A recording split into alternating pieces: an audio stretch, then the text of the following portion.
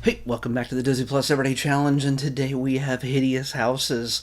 Yeah, this is a yet another house refurbishment, redesign, rebuild, tear down, rebuild, do all these kind of things. It's yet another one of those series that you find on like the home networks that they have out there. I don't know what they're called, but Disney Plus got a piece of it. So it's one season of this show. There's only 8 episodes, and what they do is they go around the country and they find people who are willing to humiliate themselves and say, "My house is horrible. It's disgusting. Look at all the horrible things." And they employ their entire families half the time and their neighbors and go, "Look, we live in a neighborhood where people have decent houses, but ours is the worst. It's disgusting." And very often the video footage shows that.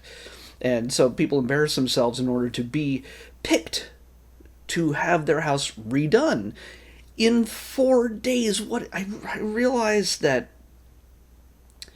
the nature of this show, in order to create as many episodes as possible, you're not going to blow 3 months in rebuilding a place. And to be fair, though, the house pictured here, I don't know if they actually refurbish a house that looks that size.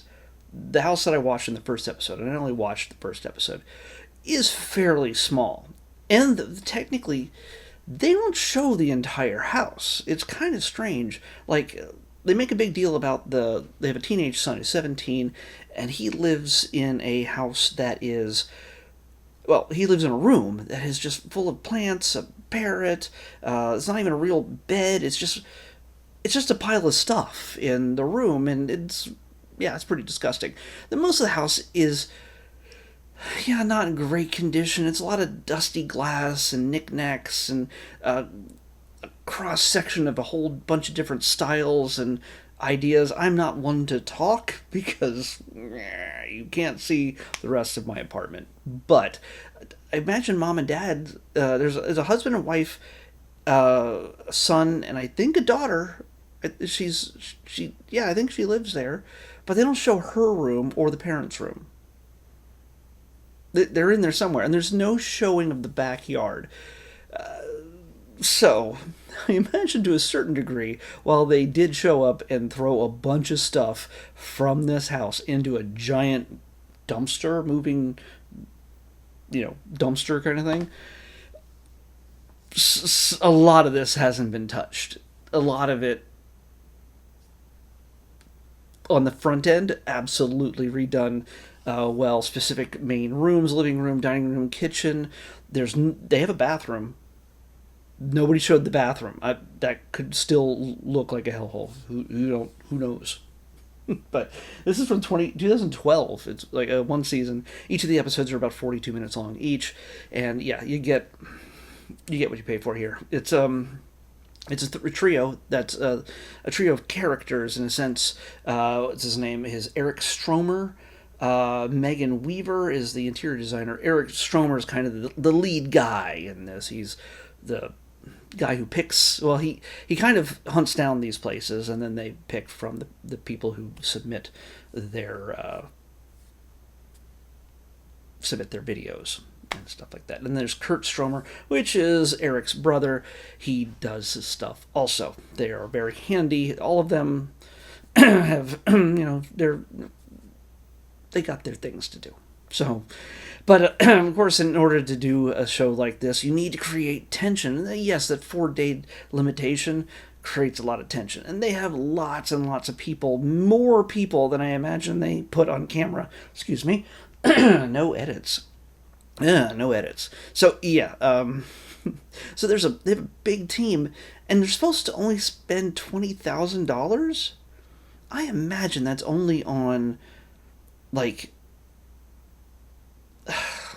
the like a TV and a couch and furniture, things like that. The cost of labor alone, even in Texas, where not this house, but the first house in the first episode is, the labor alone is with that many people. I don't care if you get the limestone for free to make the dais that you build out in the front yard so people can just hang out and just chat with their neighbors, which is it's a lovely space. It's a really great space.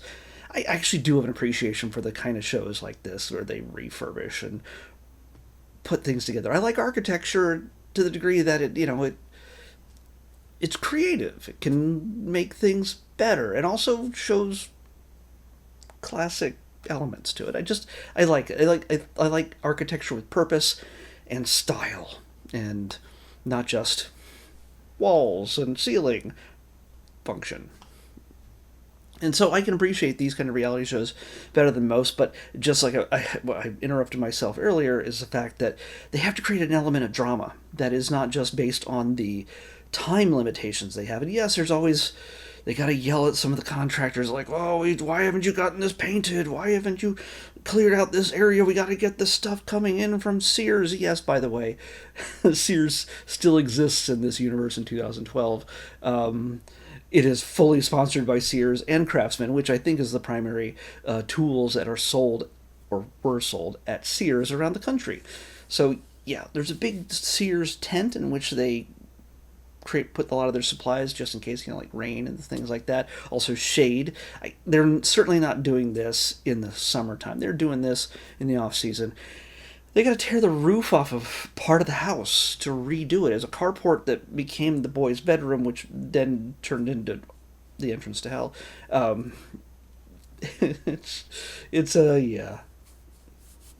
There's a lot that's not covered in this $20,000. I don't care. I realize it's 2012, and maybe the money went a little bit further back then. But yeah, $20,000. They spent $350 or something like that on a painting. Who knows if the people even like the painting? I mean, sure, it's aesthetically pleasing and it fits within the home, the style of the home as they redesign it. But is it going to be something they like? They're like, I don't like this painting. Sell the painting. I don't know. It's just, yeah. They get all new appliances, of course, provided by Sears. So that's kind of a buy-in. I don't think that money goes in with the $20,000. They got a great new stove and a nice new fridge and a dishwasher and new stylized types of, like that matches the coloring of the kitchen, toaster and a microwave and all that kind of stuff. So yeah, the towels and things like that. That's not in the total. So they argue with each other.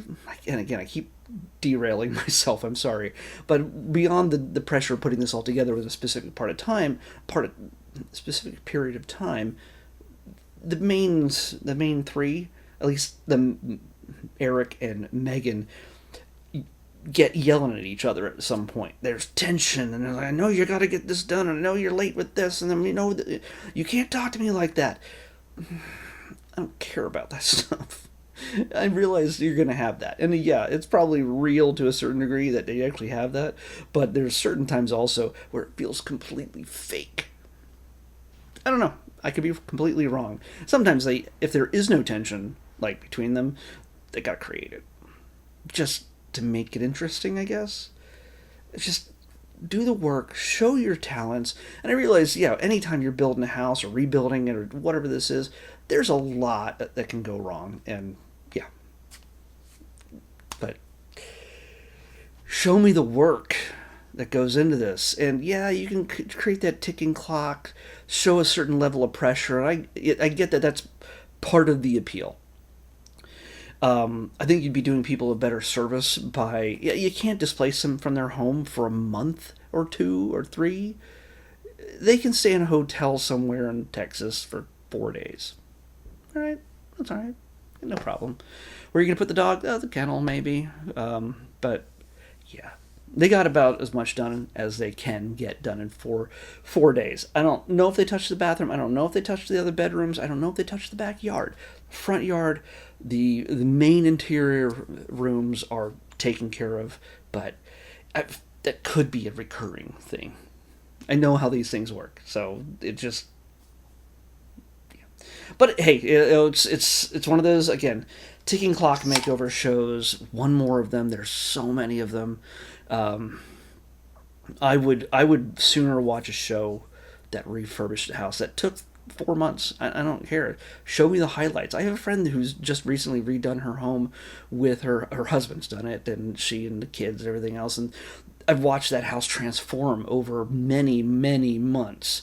Yeah, people have regular, real jobs as well as trying to redo their home, and that's fantastic that they can do that. And it's even more dramatic to see it as it changes for each of the kids' rooms, the attic and the living room, and how everything shapes out. And that's great. There's no drama to it. Sure, things probably went wrong, but anyway, if you're into these types of shows, this is just one more for you to enjoy. So give it a shot. But yeah, it's not a thing that I'm going to watch many more episodes of.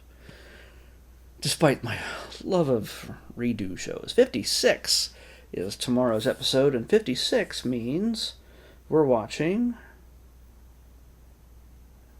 I was wondering when we were going to get to this one. These docuseries, again, we have 20-some left. 27? 28? 27? Docuseries, reality shows, and this is one of those reality shows. It's a double-up one because there's a spin-off for this as well, but I'm not going to watch both. It's the same concept for both versions of the show. Sometimes they do a version of a show, and then they do the UK version or the Australian version. This one is just the show, and then there's a follow-up, Where Are They Now? This one is called My 600-Pound Life, and also Where Are They Now? These are the kind of episodes that are just... It feels exploitative to me. But I could be wrong. We'll find out what happens tomorrow when we watch My 600-Pound Life on the next Disney Plus Everyday Challenge. I'll see you back here tomorrow with that. Bye.